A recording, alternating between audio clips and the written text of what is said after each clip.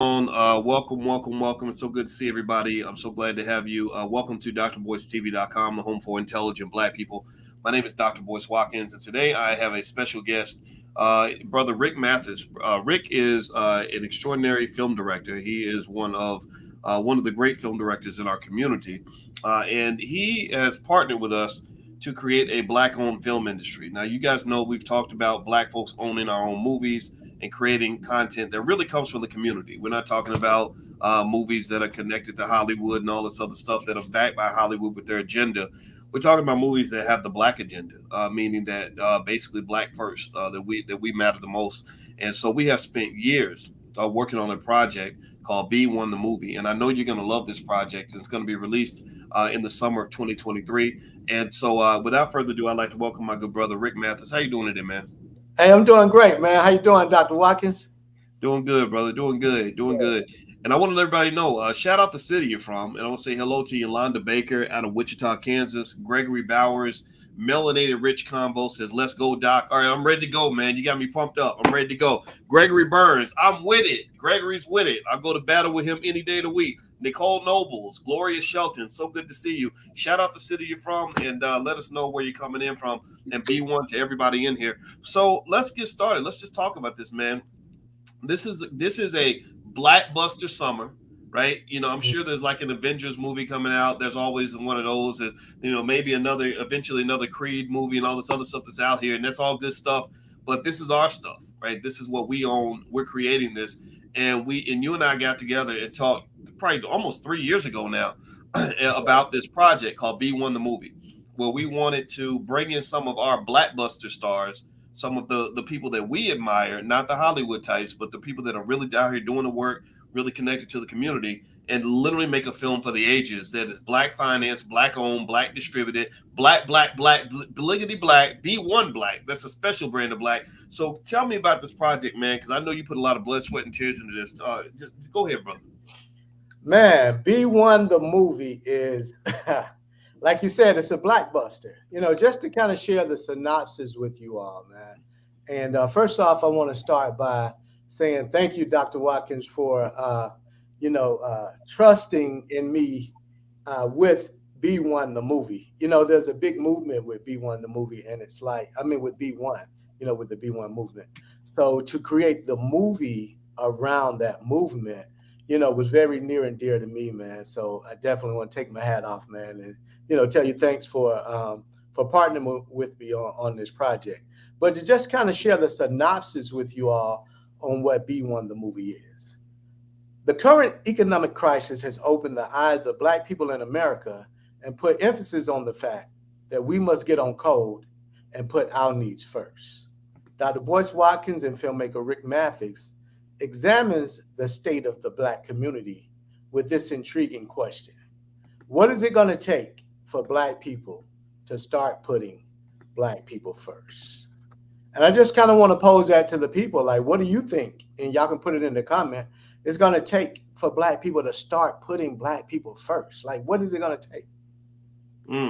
Well, this film is powerful because we've got some of the most intriguing individuals in our community. I'm talking about revolutionary leaders who are getting work done. Let's start at the top of the list. Dr. Claude Anderson. Dr. Anderson agreed to be in the film, and I'm glad Dr. Anderson was in the film because Dr. Claude he's the OG of all this. Without this, a lot of Anderson, I think it's very important that Black people we create our own heroes. So what in terms of what role a Dr. Anderson might play in the future of our community or the development of industry that we need as Black people? What are your thoughts on Dr. Anderson,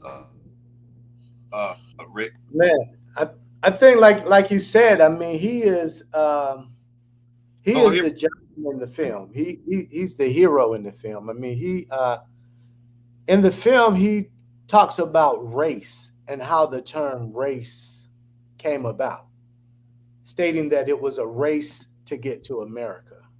Because when you think of ethnicity, no other country uses the term race to describe an ethnicity. And I thought that was really powerful. So in the film, he really walks you through that how race came about, the term race, and racism. So it's a powerful segment with him. That's in episode 3, and we have 5 episodes that we've created.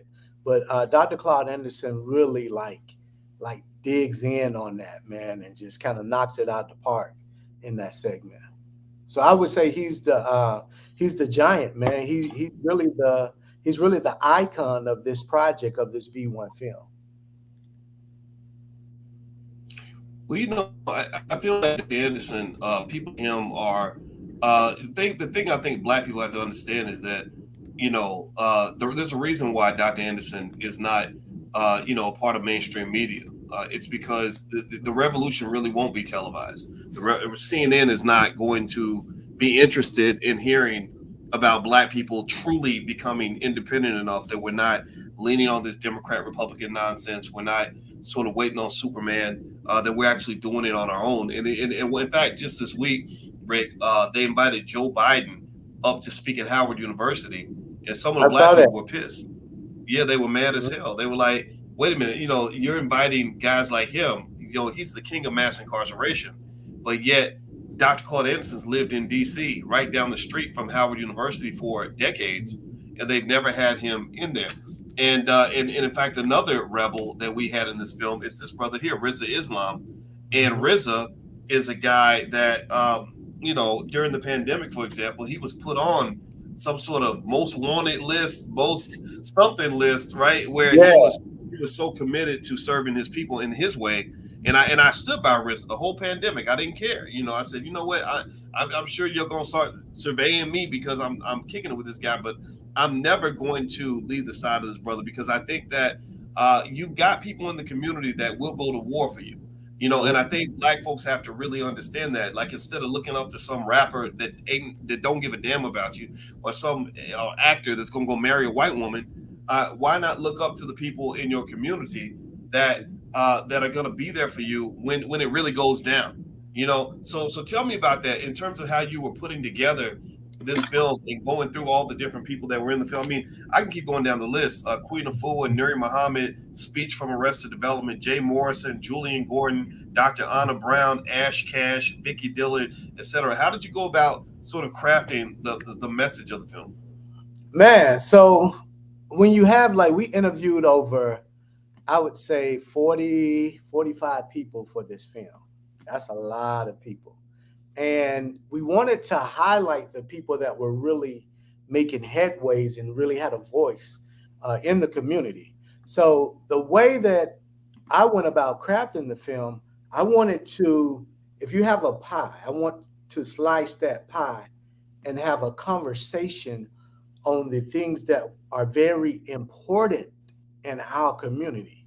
Everything from the music to the imagery in the films to social media to the children's education, health, relationships, black businesses. So I wanted to have a conversation around all of those things to where you had our greatest minds, our greatest voices speaking on those things. So when I thought about it, I kind of thought about it as you remember the song "We Are the World," where they combine like all like the voices of that. I think that was in the '80s where they just chimed in. We are the world, and everybody had a voice in this particular song. So I kind of thought about it like that and approached it in that manner where each person would have their niche. So of course, Queen of Four would have her niche where she talks about health. Mama Peel shares a great story about how she met Dr. Thaby, you know, and how he told her, she was sick. He looked at her and he knew that she was sick, by looking in her eyes. So it's a powerful story in that. Mm. So it's so many powerful stories, in this film. We're in the age of storytelling.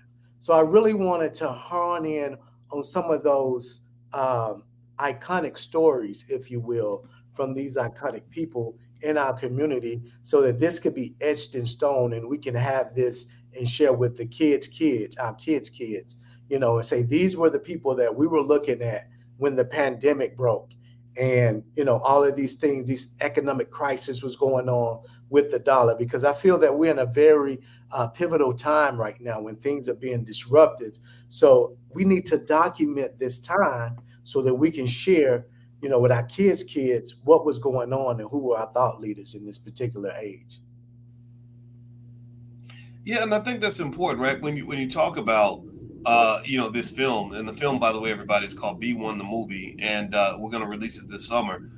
This film was important for me to participate in because I have the students in the Black Business School read a book called How the Jews Invented Hollywood, an Empire of Their Own, and I don't think, and it's not anti-Semitic or anything like that. I don't have time to be hating people for it. But I think there is so much that we can all learn in terms of how you develop industries, right? You've got a whole entertainment industry full of people that are just begging for jobs, begging for opportunities, begging white folks to do this and do that for them, and it's very sad because it's crazy when you have your most so allegedly most so-called most powerful that have no power. How is it that your most powerful black people in Hollywood don't have a lot of power? Well, it's a lot of it's because of the line of thinking. If you're not thinking in terms of ownership and control and developing industry as opposed to simply trying to get in where you fit in, then you're never going to be able to really have the ability to shape your own destiny. So this film, we made this movie, y'all, because I've told you all about the importance of us developing a black-owned film industry, and no disrespect to these guys like that, but I know it took a lot of partners to do that. It took a lot of putting on Medea dresses to get that done, and God bless him for what he accomplished and what he's doing with that. There's nothing, no hatred, nothing like that. But I said, let's see what the community can do.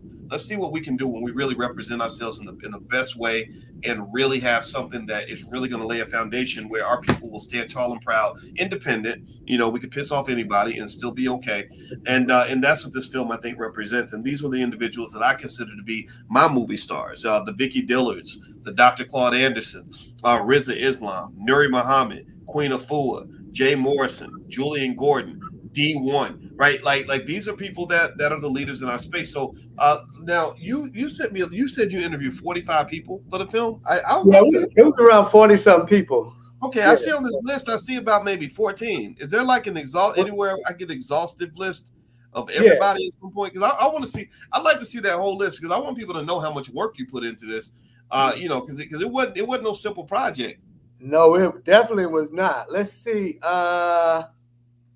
This is a more extensive list here. I'm going to share this list with you in the email. Okay. And but yeah, we put in about, I know we put in over 2,500 editing hours on this project, like over 2,500. Because I locked in. I heard a musician say, when you lose somebody close to you, get busy creating, because at that time, your heart is open. Your heart is soft. So as you'll see in the film, I lost my mom during the production of this film. So at that time, I buried myself in this project, and I allowed the ancestors to just kind of speak through me. My mom being one, and man, this was my therapy. You know what I mean? If I didn't have this and I Wow. couldn't channel this energy into this project, I don't know how that energy may have gone. I don't know what, I would have done. But I'm just glad that I had something to channel my energy in. So I would work on this project 12 hours, 16 hours a day sometimes. And Wow. I heard John Singleton say, when he was creating Boys in the Hood, that's a hood classic, right? So when he was creating Boys in the Hood, Right. he edited that film at USC. So while he was editing that film, he said that he had moments in the film where he cried. He had moments when he was editing this film where he was up yelling and getting excited and jumping around. And so when I look at B1, we have those same elements in this film. As I edited this film, I have one of the desks that you can raise and lower, because as an editor, you sit a lot. So sometimes you need to stand up. And as I'm editing, I'm feeling these, these words and what people are saying, and they're having an effect on me. So I'm just allowing this, boom, putting all of this energy back into the project. So those are some of the experiences that I had in the process of creating this film, and applying myself and committing to those, those 2,500 hours that went into making this film. And you'll see a piece of the trailer, the opening, which is about a 4-minute clip that Dr. Bush is going to play, where you'll see some of that. You'll see the movements. You'll see the B-roll. And if you're an editor or a filmmaker, when you have that timeline and you have all of those minute clips and B-roll and this and effects, I was going to get a T-shirt with all of that on it, to show that. But I mean, you see the amount of detail and the amount of work and effort that goes into a project like this. So this was definitely a labor of love, and my wish is that when people watch this, they feel the emotion and they feel the love and the expressions that went into creating this project. By the way, everybody, if you just came in, I'm speaking with director Ric Mathis, and he is the director of an awesome blackbuster film called B1 the Movie. B1 the Movie is going to be released this summer. It stars a lot of the stars from our community, from our space, from the B1 space, including people like Dr. Claude Anderson, Riza Islam, Queen Afua, Nuri Muhammad, Speech from Arrested Development, Jay Morrison, Julian Gordon, Dr. Ona Brown, Ash Cash, Vicky Dillard, David Rand, D1, etc. And we made this movie for y'all. We did this because we believe that we should have our own movie industry. We believe in fact, we also have some developments in the music industry too. We haven't talked about it much, but there is Victory Boyd's father, Victory Boyd, and her family. They are developing artists out in Detroit that are B1 artists, artists that we love, that mainstream media will never adopt, like Akila Nihonda. Akila Nihonda is too much of a strong black woman for them to, and I say strong black woman in the best possible sense. I know that's a mixed term, but she's strong and intelligent and capable, and she's a damn good rapper. So, John Boyd, the father of Victory, is using his connection with Rock Nation to set up meetings and opportunities for artists like Akila. So it's getting done, y'all. We're making this happen, Yes. and we're not just up here talking. We're actually getting things done. And so, if everybody could please take 1 second, please hit the thumbs up button, thumbs up, share, subscribe. Make sure you hit the notification bell so you'll be notified when we go live. Hit all those buttons so that we can be connected. Also, a quick reminder: I'll be in Dallas on May 19th for Black Wealth Summit. So if you'd like to join us for the Black Wealth Summit and 2-day training camp, join us. Just go to boycewatkins.com and you can get all the information there. And you can check out all the stuff we have going on in the Black Business School. So let me, before we show the clip of the film, I want to kind of talk quickly about some of the individuals that are in the film. And I guess I'd be curious to know if you have like maybe one about that individual in terms of what it felt, in terms of what they contributed from an artistic standpoint. So give me 1 second. I'll make sure I hit the right button. I'm going to share my screen here. And the first image is my buddy, a great artist named D1. D1 is at Harvard University right now. A lot of people don't know that, but everybody should know that. He's there because he uses hip hop to educate children. He was a school teacher that chose to become a rapper because he saw how hip hop affects our children. Give me a yes if y'all understand that. Give me a yes if you understand how culture and music affects our kids. D1 is a one-man army against that. That's what he calls himself, and he's fighting against that. So D was in the film. What were your thoughts about D in terms of what he did in the film? Man, D1. So he shares this story in the film. Again, we have stories. My whole thing was to create a collage of stories. So he shares a story in the film where he was signed to this major record label, and he's sitting in the office with one of the promotion reps. And so the promotion rep is on the phone calling, play this record, play this record, play this record. So he said the promotion rep hangs up the phone and he looks at D1 and says, I hate that record. I'm just doing this because this is my job. But I don't really like that record. And D1 was like, wow, so it's stories like that that are shared in the film. The young lady you was just talking about, Akila, she shares in the film how the story of how uh, when she was coming up, how you had different choices of of music versus just that one negative kind of music. Now, we had the Erica Badu's, the Jill Scotts, the Lauryn Hills. We had a variety of music to choose from, along with the Little Kim and the Foxy Brown and all of that. So she talks about that, and she really highlights that, in the music section of the film. So it's stories like that that are just like, wow, when you see it, when you watch the film, you can literally watch this film over and over and get something new from it every time you watch it. It's just that layered and just that packed with information and energy. Mhm. Mm. Okay, so another person that's in the film is this brother Ash Cash. What are your thoughts on Mhm. Ash Cash? That's the homie right there. Hey, Ash Cash is the homie for real. So in the trailer, so Ash Cash was like, if you know Ash Cash, his energy is always up here on like 10. Yes.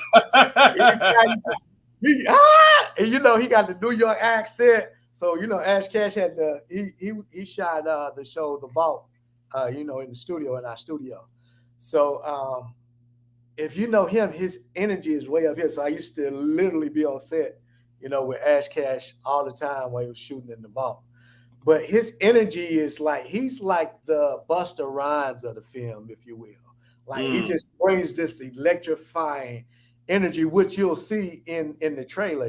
He's featured in the trailer that we're about to show. He brings this electrifying energy that's like through the roof, man. So I definitely appreciate what Ash Cash had to offer, as well as his wife. We feature her as well in the film. So she's an Mm. author, Okay. and she's an Nice. author of the kids book. So Okay. What about this woman, Dr. Anna Brown? Ona Brown, that's a dear friend of mine. That's Les Brown's daughter, by the way. So she's a motivational speaker. So in the film, she shares how she travels the world doing these motivational panels, right? If you will. But the irony in all of this is most of the time, the majority of her audience is white or people of other ethnicity.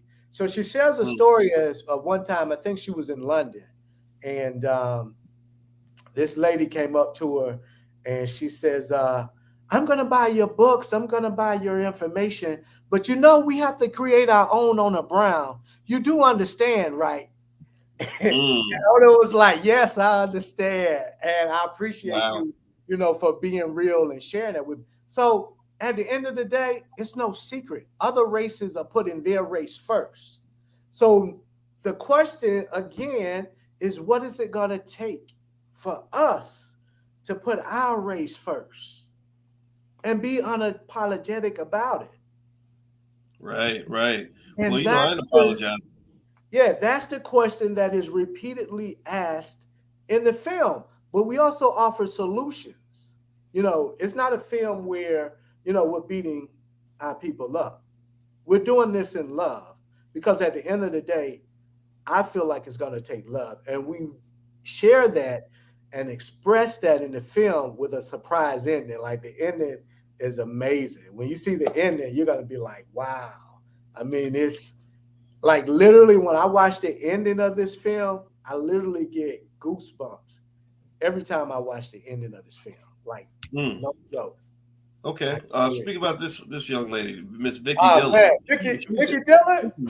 yeah. There's only one Vicky Dillon. Look, Vicky Dillon is the black pastor in this film. She is the evangelist in this film. So what Vicky Dillon, she shares this story in episode 4 about trauma. And she Mm. simply asked the question, what do you say to a group of people who has gone through their kids being fed to alligators, their Mm. their husband being tied to horses and block and bodies literally pulled apart?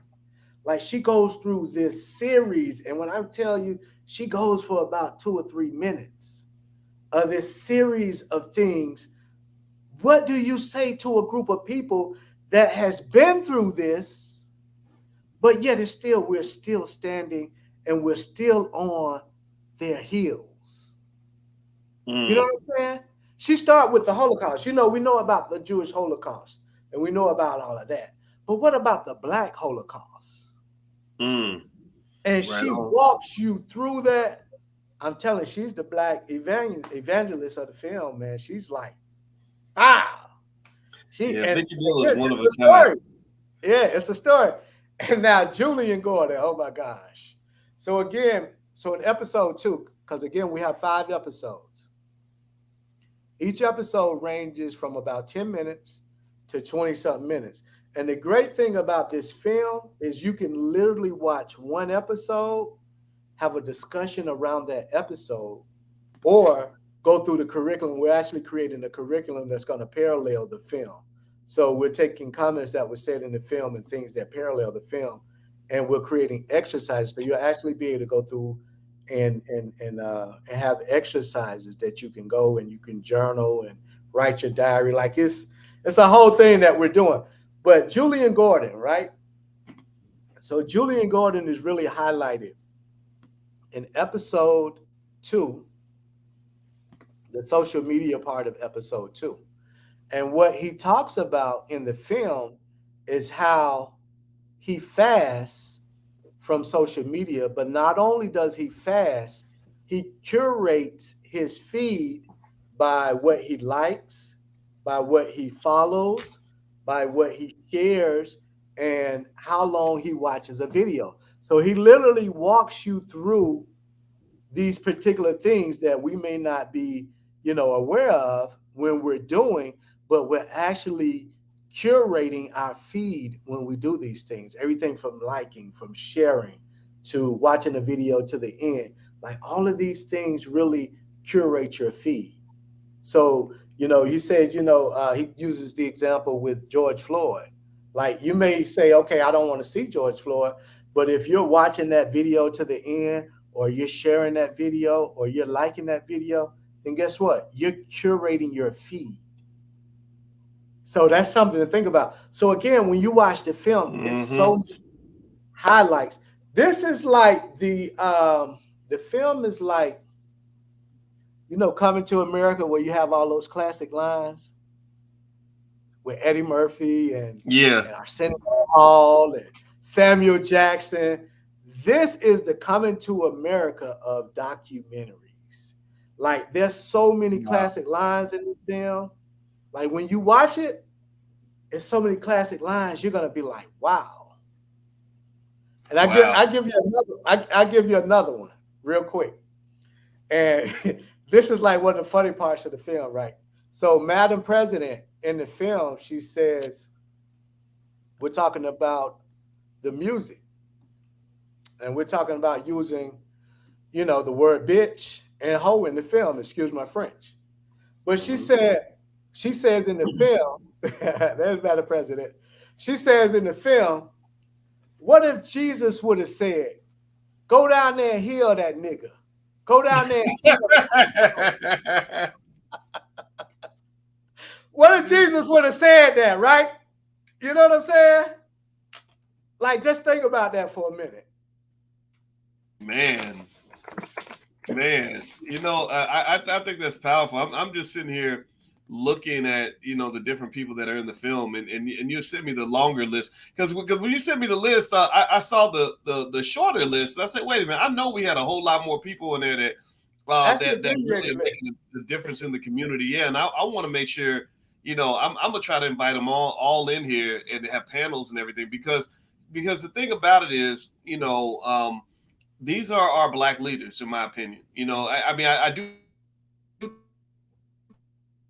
think that we should have a leader in every house in terms of public figures that everybody should follow. Oh, can you see me? Can you hear me? Okay, there we go. I think that these are the people that we need to listen and pay attention to. And I'm gonna quickly read down the list, and then after I finish reading the list, says everybody please hit the thumbs up button, follow, share, subscribe. This is Ric Mathis. He's the director of our new movie. It's called B1 the Movie. It's coming out this summer. We are not going to release it till then. We're not going to put it on Netflix. We are not trying to go and peddle it to Hollywood.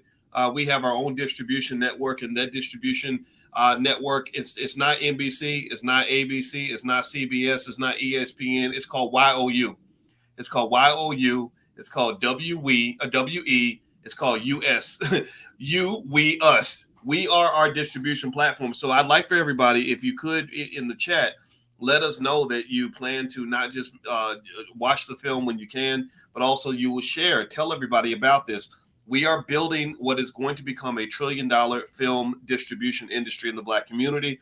We have studied how the Jews invented Hollywood. There's a whole book called An Empire of Their Own, and how people in the Jewish community, God bless them. Again, I'm not even saying any of this on any sort of anti-Semitic rant at all, but God bless them. They created, in that book, they talk about how a few Eastern European Jews who were being discriminated against, who couldn't get opportunities, they couldn't get a seat at the table. They started building tables. They were building tables. So they created Universal Studios. They created, Warner Brothers.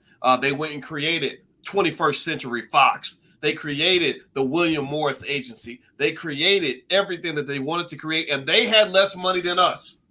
They didn't have, between all these people in this film, we probably got 10 million followers on various social media channels. They didn't have 10 million followers when they were creating MGM, right? So we have more than what they have. We get all the degrees. We done went to college, and you don't get all the fancy letters behind your name. We have the internet. We have the ability to connect unlike any time before. So it's time to create a solid Black owned, B1 owned film industry. And that's what we're developing now. And we're doing it out loud. I'm going to read some of the names real quick, and then we'll show the clip of the film. The names on this list Rick sent me: Ash Cash, Akila Nihanda, Dr. Alicia Watkins, Bernard Hardy. Blue Pill is in the film. Shout out to Blue Pill. Some guy named Boyce Watkins. I don't know why y'all want him in the movie, but hey, I'm glad he was there. Caden, a 10-year-old entrepreneur, brilliant young child. Chike Akua. I don't know if it's Chike Akua. Dr. Chike Akua. Did I say it right? Okay, Dr. Chike Akua. He's at he teaches Atlanta. Clark. Yeah. I spoke for the brothers class. Give him my best. I really enjoyed that experience.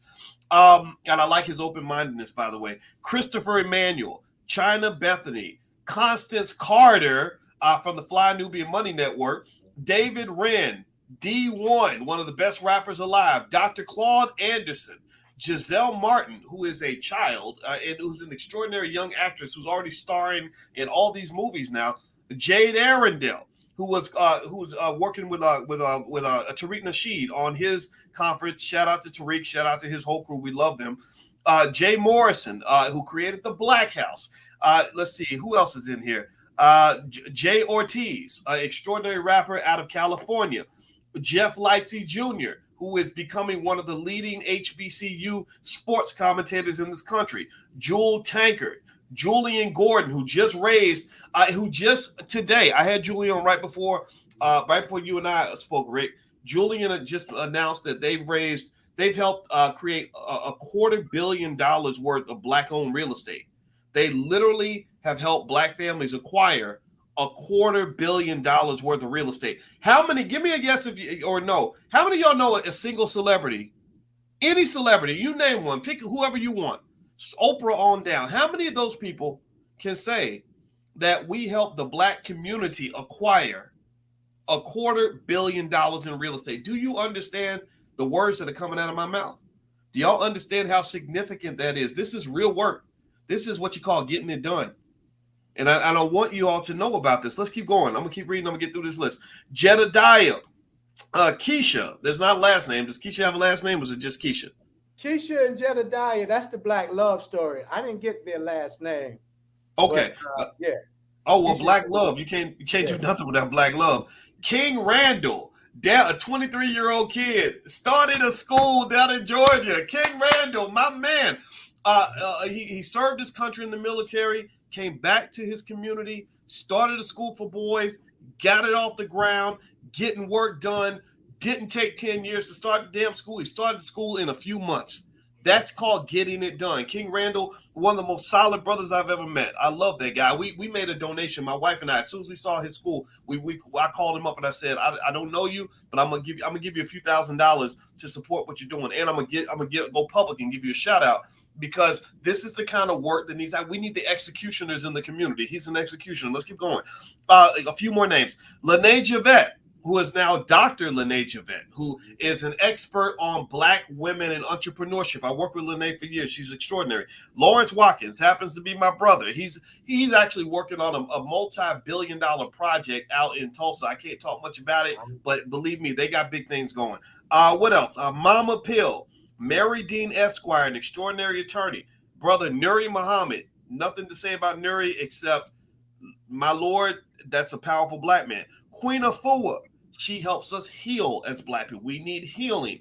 Let's keep going. Reza Islam, one of the bravest Black men in America. Raheem Shabazz, excellent filmmaker, excellent brother. I love Raheem. Madam President, aka Chanel Walker, one of the leading Black female voices in this country. Speech from Arrested Development, who made that documentary, The N-Word Factory, one of the best documentaries out here. I encourage everybody to watch it. I'm not going to say the N-word because I'm on YouTube and they act funny when you do that, but it's such a good documentary. I had speech on here. I love this guy. Last but not least, we got Vicky Dillard. So we got a star-studded cast, Rick. Like, I feel like in our space, this is like having a movie. This is like white people making a movie that has like Brad Pitt and Leonardo DiCaprio and whoever the most famous white people are in America. I don't keep up with the list anymore, but it's like literally having like, I don't know, Sylvester Stallone, Al Pacino, Robert De Niro. Like this is big, man. This is an amazing project you did. And tell me your mama's name, man. Her name needs to be at the top of this list. So Gwen Lewis. So I actually started a foundation for it. So you'll see that in the film, and people can donate as well to the Gwen Lewis Foundation. But her name is Miss Gwendolyn Lewis. You actually like that part of the film in the opening. Again, that's another part of the film that just like gives me goosebumps, man. Well, you know what? Well, I'm sorry, brother. I didn't mean to cut you. I'm sorry. I didn't know if you. Yeah, no, go ahead.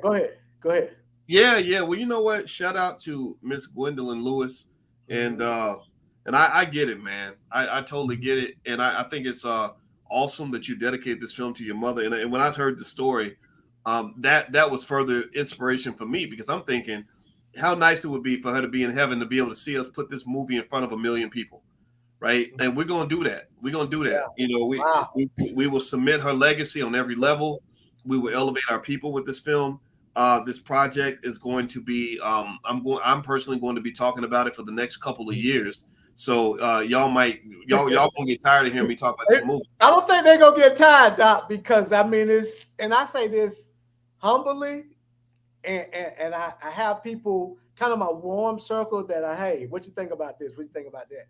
And they're like, Rick, like when people see this, when they see this film, they're gonna be like, it's gonna really change lives.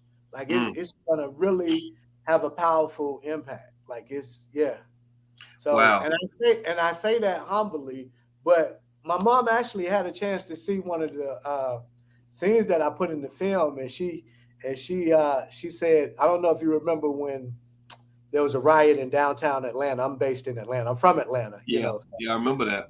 So there was when they were burning up cop cars. So we actually, myself, Raheem, and some other filmmakers was down there getting footage of what was going on.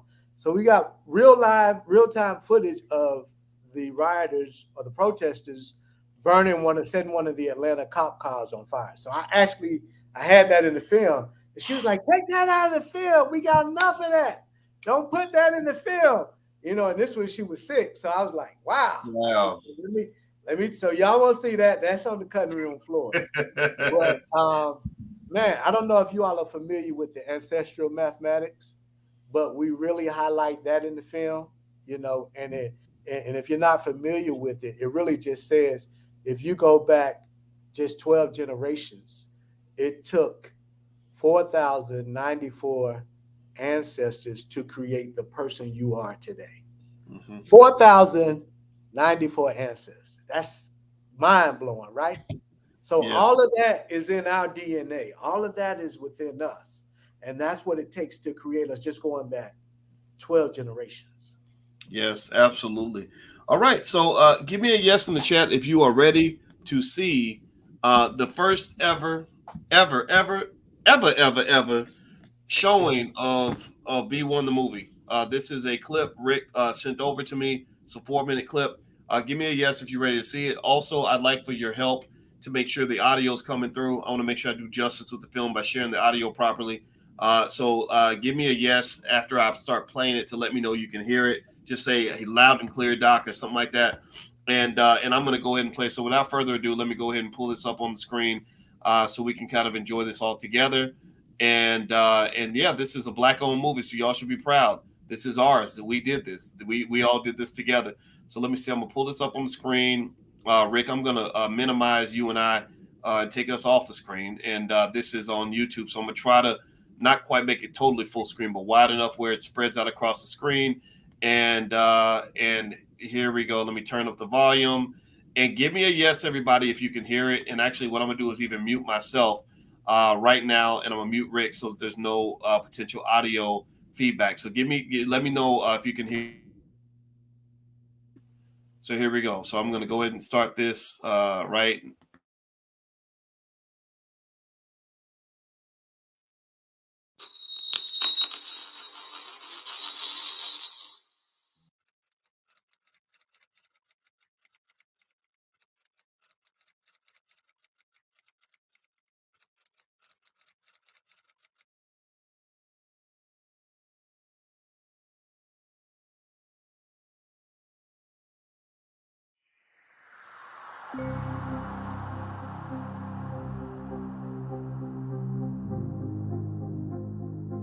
For years, black people have been taught to put other races first.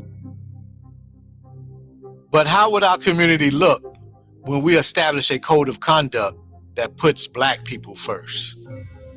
Your family is your natural economic gang, and everybody should be affiliated. There should be a code of conduct. Everybody has to be on the same page. If you cannot get everybody on the same code, then you cannot win.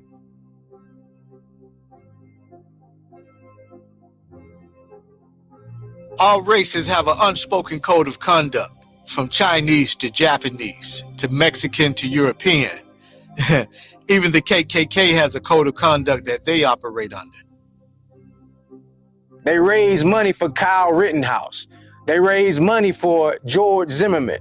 They stuck to their code to ensure that, hey, I got you. If we're following the rules of the system, we're already off code. The system was never designed nor set up for us to be successful. What is it going to take for black people to establish a code of conduct that puts black people first? No Chinese person, no Latino, no Arab, no Jew, no white man has ever had to be asked such a question.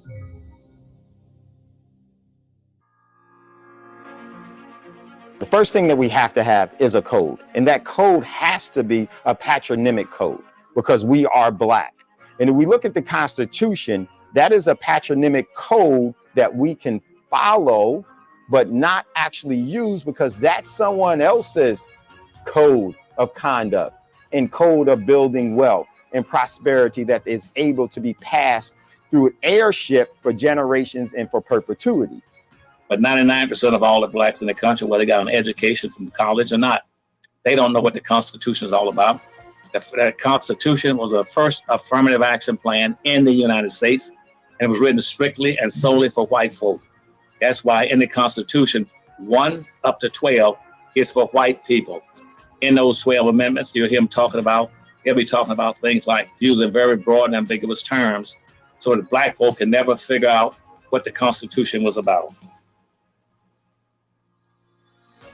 But what if we established a black constitution that puts black people first and is built on the principles of love, respect, and unity?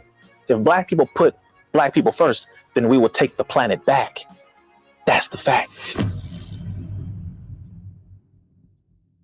We have already survived the Middle Passage. We have survived the crack epidemic. We have survived mass incarceration. We have survived all type of experiments. And here we are still standing. Being Black is being resilient. That is the code. It's embedded in our DNA. Like that's the blood that's in your veins. When you know that, and you know Mansa Musa was the richest person ever. When you understand that, and you understand where you come from, and you understand that anything is possible, you will understand that abundance is your birthright, right? Stop resisting you're resisting your greatness. Stop resisting your greatness. You great. And once you understand that, and you understand your greatness, right? I am greatness on display. Black is beautiful. Yes, it is. Black is beautiful. Black is beautiful. Yes, it is. Black is beautiful. You can sit it up and it comfortable up in my own skin. Hey, this one's for the melanin. This one's for the melanin. Everyone who holds the element.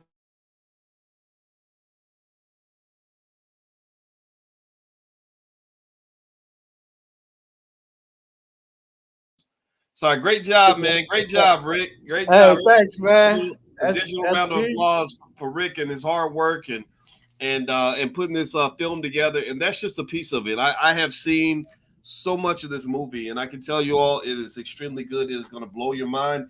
And so you know, one thing you and I were talking about possibly doing something at Juneteenth in Atlanta.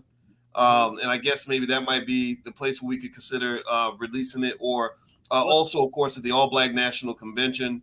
I think, you know, forming panels around the topics in the film and stuff like that would be a lot of fun, because there's so much there. And I want to let everybody know, and Rick, I'd like to get your thoughts on some of this, because you were responsible for shaping the structure of the film. And you broke the film into pieces, easily digestible pieces. And so the first piece is getting on code. What does that mean to put Black people first, which is very important, right? Because we serve everybody else except ourselves. We were raised to do that. We're trained to go and work for white people. We're trained to go and spend money with other people's communities, right? Number two, what role does the media play in Black people putting Black people first? So there's a conversation about media. Well, you know, there's no such thing as just entertainment. And that's where I think I'm very happy, you know, people like my wife were participating, because she's an expert on the subconscious mind. And she says that this music, what it does to the subconscious mind is crazy, because it makes the kids unproductive before they even become adults for some of them. Number three, why do other races feel threatened when Black people simply talk about putting Black people first? I think that's a great question. Why? Well, because they feel that they own us, they have a claim to us, you know, almost like parents claiming children. And so when we say, no, we're here for us, not for you, then of course that's going to cause a problem, because anytime in history when one country is able to extract resources from another country and exploit that other country, if that country declares independence, there's going to be a war. There's going to be a fight. When China told the Europeans, you're not going to keep on selling your opium in China, well, that created the Opium Wars, right? So effectively, you know, we've been on that dope for a long time. Now we are declaring independence just like China did before it became a superpower. And that's going to mean that people are going to be upset with us. A war is going to ensue as a result of that. Number four, is it racist for Black people to put Black people first? Well, you know, Black love ain't got nothing to do with white hatred. I think we all know that. We all give me a yes in the chat if you agree. Number five is, what is it going to take for Black people to put our children first, our health first, and our relationships first? So you're talking about the Black love, revolutionary, foundational, important for us to survive. I mean, if Black men and Black women can't even be attracted to each other, can't even get together and raise children together, then what future does the community have? If we're not respecting the mothers and the important role they have in the community, we're not respecting the fathers and the role that they play, believing that kids don't need a father, which is the craziest thing I've ever heard. I think it's like taking us back to who we are. So Rick, I know I just said a lot. So what do you think about some of this, and what was your thought process in shaping the pieces to this film? Wow. I mean, again, my approach to producing this film was to dissect the things that are readily affecting the Black community. So when you dissect those things, the number one thing, and George Frazier, Dr. George Frazier, who was at the conference last year, he says this in the film. In the music session, he says, we changed as Black people when our music changed. When we start using the N word and we started using the B word, we changed. Just think about that for a minute, because the music penetrates you on a subconscious level that you're not even aware of. You know what I'm saying? So he shares this story in the film about how he was flying from Cleveland, which he lives in Cleveland, to Los Angeles. And that's a 4-hour flight. So on the plane, this kid, may have been 24, 25, is listening to this music for 4 hours. And the way he, if you know, Dr. George Frazier, he's an eloquent speaker, so you know how he tells the story. So the way he tells his story and the illustrations and the pictures that he creates in your mind as he's telling this story is amazing. But we change, if you think about that for a minute, Doc, we changed when our music changed. The music changed in the late 80s with NWA and Sir Mix-a-Lot, Baby Got Back. That's when it went to the N-word and it went to disrespecting the Black woman. Because prior to that, we were singing about love. You know what I'm saying? We was thinking about James Brown, I'm Black and I'm proud. Say it loud. You know what I'm saying? We had Michael Jackson singing about Billie Jean and, you know what I'm saying, Beat It and dancing and all that. Those were the songs. Mm-hmm, mm-hmm. But now, when you look at the music has become so detrimental that right here in Atlanta, we have Young Thug on trial for a song that, he's on trial because of the lyrics of a song that he wrote. Literally sitting behind bars, and has been behind bars for about a year now because of some lyrics that he wrote. So that just shows you how powerful and how music motivates you to do certain things. And if you look at our history, we learn through music. Like, they know how we learn and how we behave. If you look at the griots in Africa, that's how stories and traditions were passed down, by forming a circle and singing these songs and sharing these stories. That penetrates your subconscious mind and it's embedded there. It's tattooed there. That's how powerful this music is. So you got to really be careful what you're listening to. Well, I think that's a great point, man. We changed when the music changed, and that was something. When you said that was a notable quotable, and I can't. We got to make a full list, man, of everybody that's in this film, because George Frazier is he's a movie star in himself, right? So I sent you a little text saying, man, I want to make sure every single person that contributed to the project gets recognized. You know what I mean? Because George is he's another OG, another legend, another guy that has really put it on the line for Black folks, and in fact, when I met him, years ago, I met him about the same time I met Dr. Claude Anderson. And I remember kind of just, you just don't know about people. It's like, okay, who's this light-skinned Negro with the oily hair, whatever, you don't know, right? And I'm gonna tell you, he got up there and he really spoke some really strong pro-Black stuff. We got on the phone a few years later, and I was vetting him out, trying to figure out what kind of man he is, and I was so impressed. I love this guy. I have so much respect for him. He has so much wisdom, and he's again. I want y'all to understand, these are your movie stars. Not these. I know I've been in both spaces. I've been in Hollywood and I've been in the hood, and I can tell you, the Hollywood types name what they cracked up to be. Some of them they want to be white. Some of them own drugs. Some of them hate you. And I've sat on the phone with some of them and said, I don't want to talk to you anymore because your brain is in the wrong place. But you feel like you're special because white people gave you money to act like a buffoon. Whereas you've got people out here in our community who possess the real kind of intelligence that can solve real problems. And of course, they're going to be ignored. Of course, they're not going to be celebrated in mainstream media. You look at what King Randall's doing with that school down south. Ain't no reason why this man he should have $1 billion budget for his schools. He should have every nickel. Instead, in Chicago, pay attention, y'all. They have 55 public schools in the city of Chicago without one single child that can read or do math at grade level. Do you think that if they gave King Randall, if they took the money from those failing schools and gave this money to King Randall, do you think that he would have that problem? Do you think that King Randall would run a school where every single child can't even read or write or do math at grade level? Seriously. They want you stupid. They want to destroy you. They want to see you behind. So King Randall's my hero. He's a young brother, but I have so much appreciation for what he's doing. Constance Carter, creating millionaires in real estate. I mean, y'all stuck in this go to school, get a job BS that puts you in student loan debt for life. You die with a negative net worth. Game over. You work yourself into a ground so that a white man can get rich. Constance Carter is breaking the code. Her children work in her family business. All her children are on track to be millionaires just like their mama. That's why I rock with Constance. And she ain't scared to be black. This is a great black woman. These are your Harriet Tubmans. These are your Nat Turners. These are your leaders in the community. These are bigger than your Barack Obamas. Stop looking at Negroes on TV and thinking that these are the people you should admire.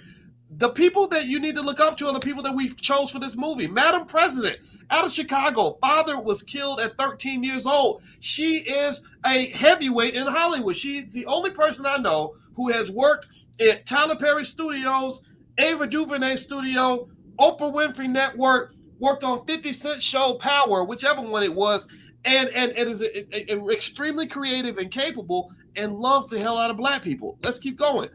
Akilah Nihonda, baddest rapper since Tupac, right up there. I would put her pound for pound as an artist with Biggie, Pac, or anybody else. I love her music that much. She represents the spirit of the Lauryn Hills, the artists that they killed so they can replace you with women who are popping coochie in your face, rapping about how juicy their wop is, just literally teaching your little girls how to be hoes by the second grade, and you look up to that nonsense. No, Akilah Nihonda is a black woman that makes all of us proud because she's raising her daughter properly. She loves her husband. She has integrity. She's not going to sell out for $1. And guess what, y'all? John Boyd, the father of Victory Boyd, helped me set up a meeting between Akilah and the people at Rock Nation. So this is what's going on. This is what's happening. D1. See, I can keep going. I'm going to stop. I got to slow down because these people make me, I'm so passionate in terms of how I admire these people. I mean, I ain't talking about D1 sitting up at Harvard. He's a brilliant artist, made several albums. He's the only artist I know anywhere who got offered a chance to sign with Cash Money Records with Lil Wayne and Drake and Baby and all of them and told them no. See, you got black people out here that won't sell their soul for $1. So all they really need is they need us to step up for them, man. They're going to battle for you. Go to battle for them. I need you to throw away all of your little fake superheroes in Hollywood. All these people, these propped up Negroes that are propped up by the Hollywood agenda, that are propped up by white supremacists, that are propped up by the Democratic Party, and realize these are not your friends. The people that I just showed you, and I could keep going down the list. I mean, I could keep on going with all these individuals. I ain't even really scratched the surface, to be honest with you.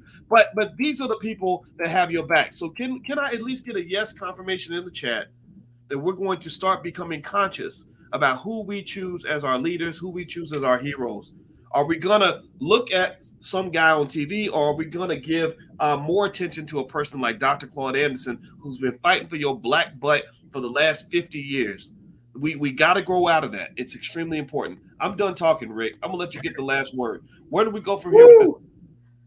Wow, man. So again, the name of the film is B1 the Movie. You can follow us at B1 the Movie, and we'll be on Juneteenth in Atlanta. Juneteenth, Atlanta has one of the biggest Juneteenth celebrations. Shout out to Bob Johnson and his team that assembles this experience. Last year they had about 50,000 people.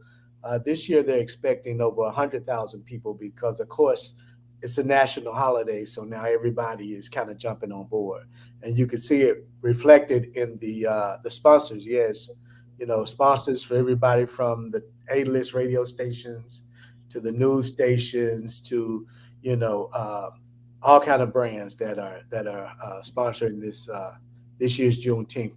So what's going to take place there in Atlanta, in the heart of Atlanta, as a matter of fact, at Centennial Park, is where this experience happens. We're going to show a segment from each episode. Again, there's 5 episodes, starting with, asking the question, what is it going to take for Black people to start putting Black people first? It's going to take us getting on code, number one. That's one thing that it's going to take.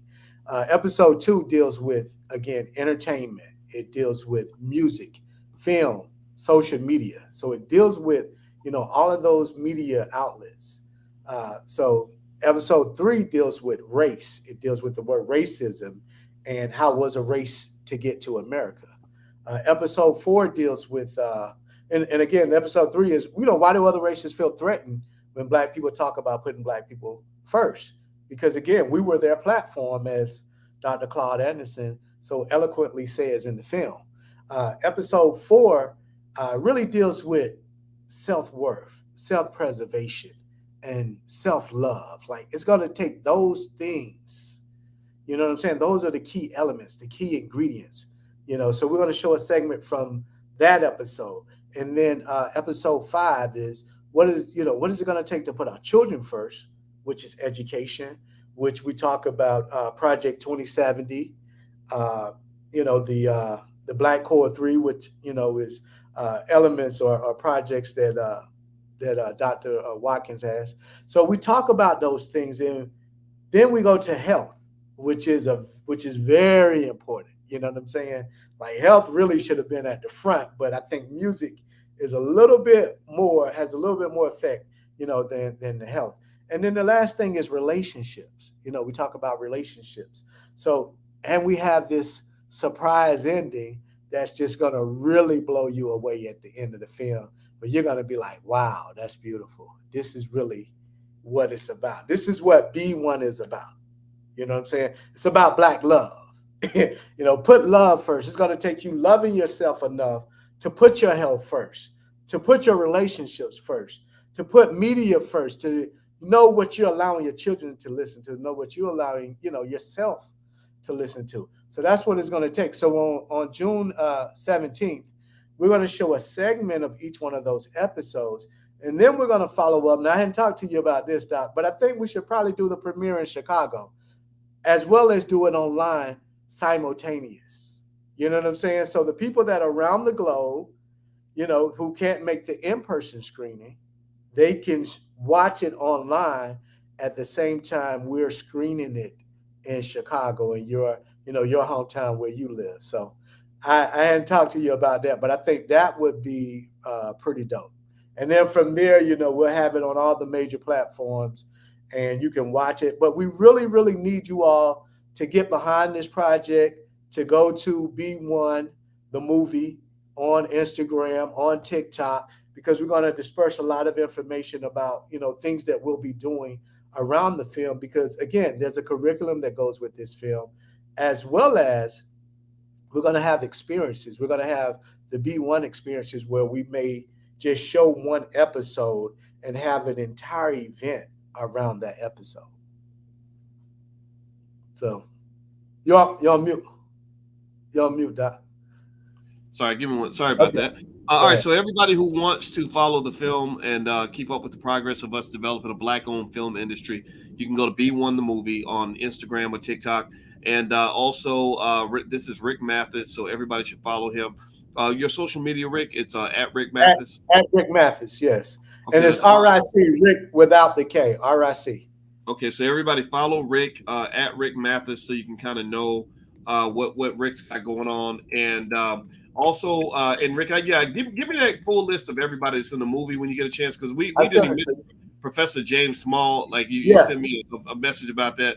Yeah, I mean, these are giants, right? These are giants, and I think it's very important that all these individuals, we really give them their flowers, and as this industry grows, we ensure that their legacies are growing with it, because these are the people that fought for you, when a lot of people wouldn't. So here's just some images of some of the individuals in the film that and this isn't even everybody that's in there, and I know you guys are going to love it. I literally said to myself, I said, who are the superstars of the Black community? Let's grab a bunch of people that we work with, people that come to the All Black National Convention, and let's shoot this film for the community where we can begin to lay out a format and a template and a blueprint on how we move forward and make our segment of the community the richest, most powerful segment on the planet.